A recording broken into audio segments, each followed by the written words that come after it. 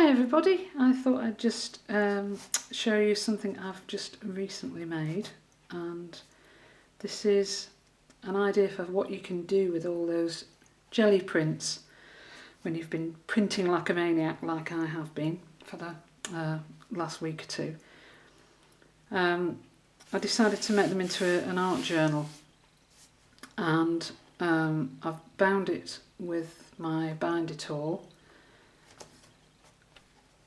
and used two of the prints for the front and back covers.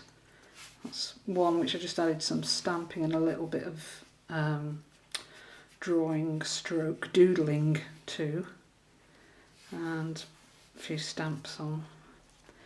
And the back one is kind of similar, but I haven't added any extra decoration to that one yet, so that's going to get done later. And this has got 48 pages in it, if you count both sides as a page, which I always do when I'm bookmaking. So I'll just show you what the insides are like. I just painted with some acrylics the inside of the covers and used a stencil on them. That's that one. The back one looks like that. And I also cut out a bit of scrapbook paper and made little thin strips to go around the edges, just to finish the edges off a little bit, and stuck those down with some collage polish. I may actually go onto the covers with the collage polish as well, because I'd like something to just cover it really, and I don't want varnish because that would be too glossy and too, just not the kind of finish I like really. So I thought I'd stick a bit of the matte collage polish over the top. I should have done that really before I bound it, but I forgot. So enthusiastic was I to get it finished and get the binding on that I forgot to do that. But I may do that in a bit. I have put quite a small binding on this for those of you who have a bind it all.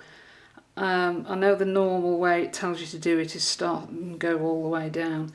I didn't really want to do that for this book because I have a number of journals which are spiral bound, and I get quite annoyed by the spiral binding when I'm working in them. So I thought if I could just do it with a minimum of binding on it, it would be a bit easier to work on. So I'll just do a quick flip through and you can see some of the pages. These are just the prints I've made on my jelly plate. Some of them you might have seen before because I did do a video of when I very first got the jelly plate. I did a little video with the workings I did on that, and produced a whole bunch of prints at that time. But I have done lots more since then. This is just some of them, and as you can see, they will make a good basis for journaling on, I think. And I do like having a smaller bit of this in because you don't feel it's so much in your way when you're working on it. I've used quite a lot of metallics on these. I don't know if the camera was picking that up, but a lot of these pages have got metallic on them because I love metallics. I'm a bit of a sucker for it. So gold and copper chiefly. One or two have also got some pearlised paint on. Some of these I've done with these new Crafters acrylics I bought, which are very cheap to buy, and they're by Deco Art, and they come in a lot of different colours.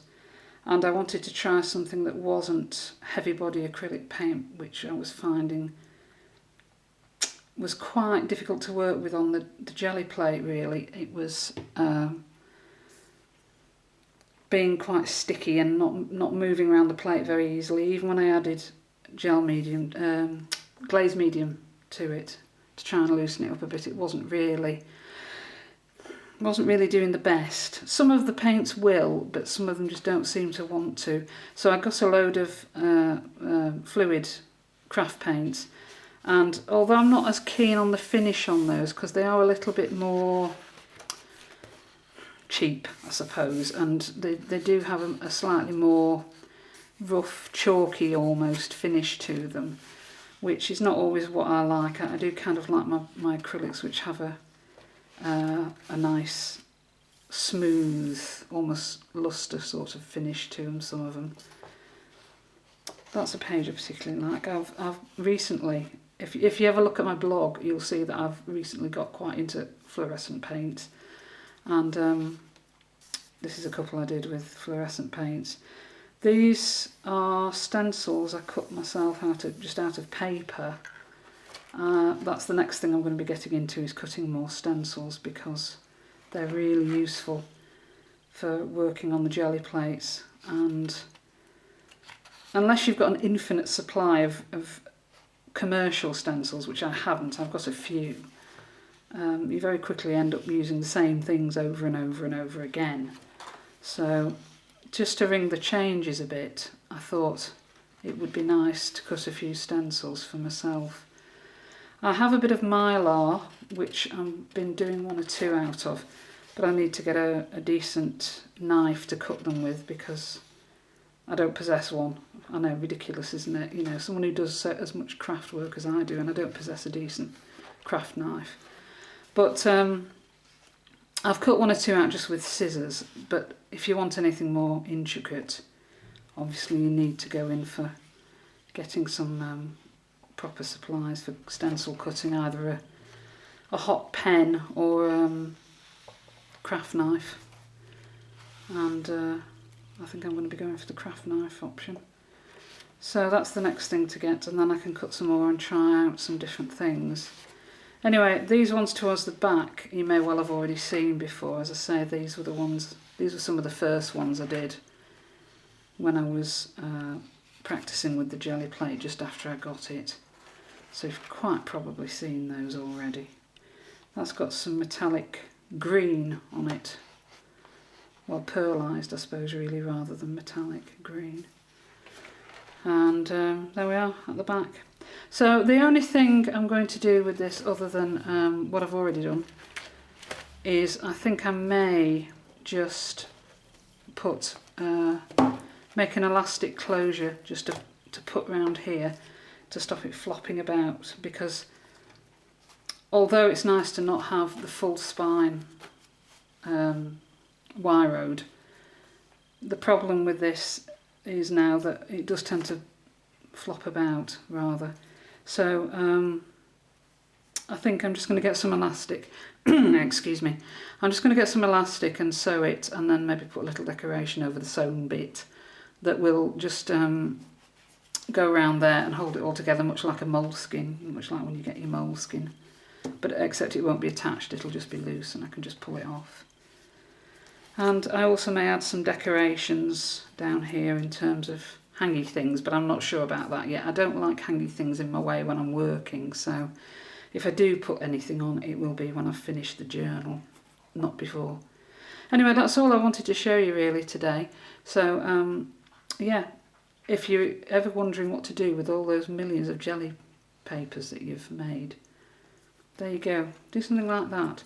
If you haven't got a bind at all, you could use bookbinding techniques, which I'm planning to make another one with some more papers, and I will use a sewn technique for that, because I'm going to fold the papers in half, but for this one I wanted to keep them the whole page as one print.